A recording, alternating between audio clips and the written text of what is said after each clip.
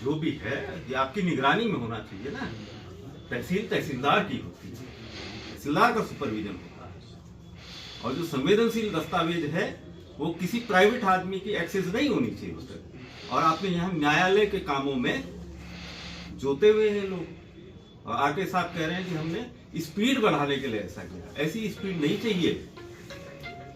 Speed बढ़ानी, अपना काम बढ़ाओ, अपनी स्पीड बढ़ाओ, अपना वर्किंग आवर बढ़ाओ, अपना लोगों को एड्रेस करो, अटेंशन दो पब्लिक के कामों में।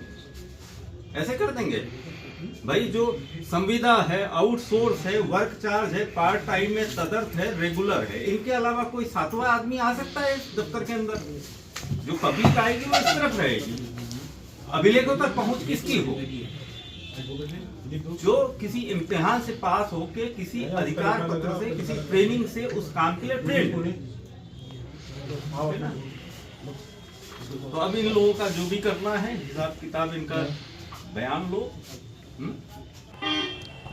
आज यहाँ तहसील हल्द्वानी में औचक निरीक्षण में ये देखने को मिला कि एक अभिलेख कक्ष है जिसमें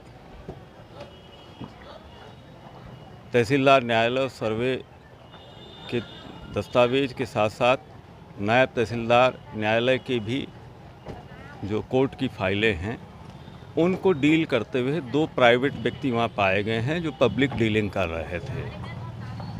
तो कोई ऑफिशियल कैपेसिटी में ही ये जो भूमि संबंधी न्यायालय के दस्तावेज हैं उनसे डील कर सकता है, उनका ट्रीट कर सकता है।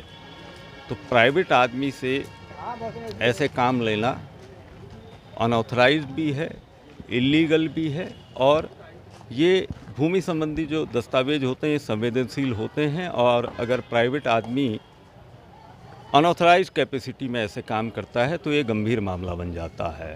तो अभी हमने यहाँ पर अपर जिलाधिकारी को कहा है कि इस मामले की डिटेल इंस्पेक्शन करें, दस्तावेजों का वो करें, और जो प्राइवेट आदमी पाए गए हैं उनके खिलाफ भी जो न्याय संगत बनता है वो कार्रवाई करें। तो जब इस तरह की लापरवाहियाँ होंगी और किसी भी अनऑथराइज्ड आदमी के एक्सेस होगी तो फिर ऐसी घटनाओं से इनकार नहीं किया जा सकता। ऐसी आशंकाएं बनी रहती हैं। क्या दे दिया आप? डिटेल्ड इंक्वायरी करवाएंगे इसमें।